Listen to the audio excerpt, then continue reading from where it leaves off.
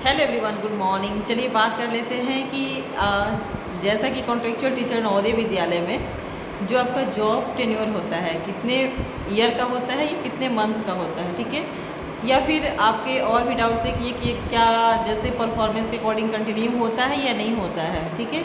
तो आपने एक काउंसलर की जॉब सुनी होगी, ठीक है। काउंसलर का एक जॉब होता है जिसमें उनके परफॉर्मेंस के बेस्ड पर उनको कंटिन्यू किया जाता है, ठीक है। उसी नवोदय में जैसे नवोदय विद्यालय आपके रीज़न बहुत सारे हैं, ठीक है। जैसे पटना रीज़न हो गया, लखनऊ हो गया, है ना। इसके अलावा आपके चंडीगढ़ रीजन हो गया। तो अलग अलग जो रीज़न हैं उनका अपने जैसे जहाँ पर जिस रीज़न में आप जॉब कर रहे हैं, जिस नवोदय में आप हैं, तो अगर परफॉर्मेंस आपका बेटर होता है तो वहाँ फिर कंटिन्यू किया जाता है। लेकिन अब क्या है, जैसे और अदर सब्जेक्ट्स के कंप्यूटर टीचर्स का हो गया या फिर आपके जितने भी सारे सब्जेक्ट्स हैं, पीजीटी टीजीटी जो भी कॉन्ट्रेक्चुअल टीचर हैं, ठीक है। मैथ्स के हो गए, फिजिक्स के हो गए, ठीक है। संस्कृत हो गए, हिंदी हो गए, और जो थर्ड लैंग्वेज है तमिल हो गया, उड़िया हो गया, है ना। तो ये सारे जो हैं उनका क्या है कि जितने भी कॉन्ट्रेक्चुअल टीचर हैं उनके अगर 1 ईयर की बात करें तो 1 ईयर भी नहीं होता है, 10 मंथ्स का ही होता है उनका, ठीक है, पीरियड्स। और क्योंकि वहाँ पर नवोदय विद्यालय में 2 मंथ्स का कंटिन्यू वहाँ पर छुट्टी मिलती है ना। गर्मी की छुट्टियाँ हो जाती है या फिर मतलब वहाँ का जो है ये छुट्टियाँ मिल ही जाती है, 2 महीने की कंटिन्यू छुट्टियाँ होती है।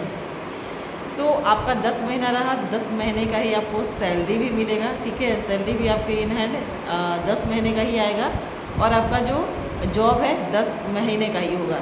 लेकिन उसमें भी क्या होता है, किसी किसी का कंप्लीट नहीं होता है 10 मंथ्स भी। क्यों नहीं होता है कंप्लीट? क्योंकि मान लेते हैं उसी बीच में अगर मान लेते हैं अपने 2-3 मंथ्स या जितना भी मंथ्स किया है और वहाँ पर परमानेंट टीचर की वैकेंसी आई और वहाँ पर परमानेंट टीचर आ गए, या फिर ट्रांसफ़र का उनका चलता है और वैकेंसी दिखाया जाता है, तो वहाँ पर अगर परमानेंट टीचर उस सब्जेक्ट्स के आ जाते हैं तो आपका क्या होता है, वो 10 मंथ से भी आपका वो ख़त्म हो जाता है, ठीक है। तो ऐसा नहीं है कि आप एग्जैक्ट कह सकते हैं कि हाँ इतने मंथ, लेकिन हाँ माइंड में आप सेटअप करके चलिएगा आपका 10th मंथ का ही आपका ये जॉब प्रोफाइल है, ठीक है। अब रही बात की कंटिन्यूटी की, बात करते हैं कि क्या कंटिन्यू हो पाते हैं या नहीं होता है, या फिर आपका अगर आपने 10 मंथ्स किया तो इसका बेनिफिट क्या है फर्दर, है ना। अगर आगे फिर से आता है नवोदय विद्यालय का वैकेंसी आती है कॉन्ट्रेक्चुअल टीचर की, तो फिर से आपको फॉर्म अप्लाई करना होता है रीज़न जिस रीज़न में जाना चाहते हैं वो रीज़न में। बट आपका ये नहीं है कि जहाँ आप जिस विद्यालय में, जिस नवोदय विद्यालय में अभी आप थे, पोस्टिंग हुई थी आपकी, वहीं पर फिर से कंटिन्यू आपको मिलेगी, ऐसा नहीं है। कंटिन्यूटी और बहुत चांस कम होता है, बट आपका वहाँ परफॉर्मेंस अच्छा है। और जैसे अगर आपने वहीं का फिर से डाला है तो क्योंकि आपके एक तो देखिए आपका जो वर्क होता है आपका ये जो भी टीचिंग का ये स्टाइल होता है वो सबका डिफरेंट होता है, ठीक है। वर्किंग जो आपका है, आपका किस तरह के आप वहाँ पर अपना जो भी आपका है कितना परसेंट आपने अपना दिया है वहाँ पर, ठीक है। वहाँ के बच्चे कितने सेटिस्फाइड हैं, वहाँ पर जो प्रिंसिपल है वो कितने सेटिस्फाइड है आपके जॉब से, ठीक है, आपके वर्क से, ठीक है। जो वर्किंग स्टाइल है आपकी उससे वो कितने हैप्पी हैं, मतलब कहने का मतलब कि आप ओवरऑल बच्चों को कितने सेटिस्फाइड कर रहे हैं। इवन आपके जो प्रिंसिपल हैं वहाँ के वो भी कैप्चर करते हैं कि आपने किस तरीके से आपने क्या किया है। इसके अलावा एक आपका व्यवहार भी होता है ना, तो वो काफ़ी मायने रखता है। कहीं भी हो, किसी भी जगह पर आपने ये ज़रूर देखा होगा कि अगर 1% नॉलेज कम भी होता है और आपका व्यवहार अच्छा होता है तो आप लोग सब, आपको क्या है ना, वो सभी लोग वहाँ पर लाइक करते हैं, ठीक है।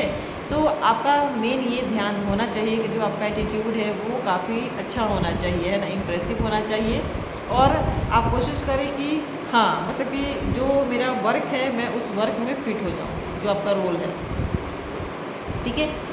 तो वो क्या होता है कि वो चाहते हैं कि आप वहीं पर फिर से आएँ, लेकिन अगर आपका वहाँ मान लेते हैं परसेंटेज कैंडिडेट का, किसी कैंडिडेट का ज़्यादा होता है, ठीक है, क्योंकि आपको पता है जो अभी आप इंटरव्यू के लिए जो प्रोसेस अप्लाई कर रहे हैं वहीं से नेक्स्ट ईयर भी यही होता है, मतलब हर ईयर का यही प्रोसेस है।